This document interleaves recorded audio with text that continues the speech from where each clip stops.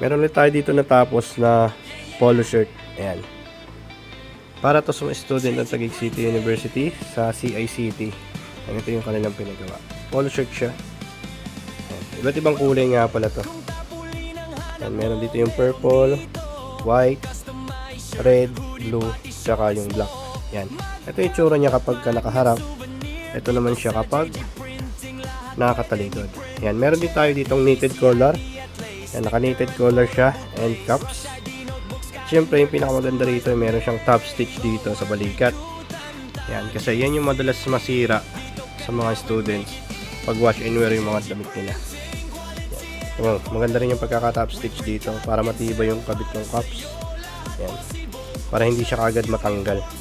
Yan yung mga kadalasang problema na sinulusyonan natin. Kasi nga, as a student, siyempre, mabilis magpalit-palit ng damit yan or labas-suot, ganun. Mabilis masira yung damit. Kaya yan yung isa sa mga sinulusyonan natin para hindi kagad masira. Yan. Ganda na yung tsura niya kapag nakaharap.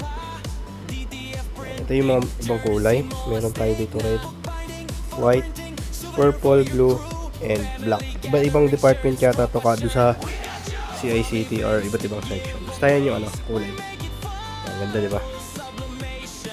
Yan. So mga gusto po magpagawa ng katulad nito na polo shirt, pwede nyo po akong i-message or ang aming Facebook page. Ilalagay ko po sa description ng video na to kung saan nyo po kami pwedeng makontak. Yan.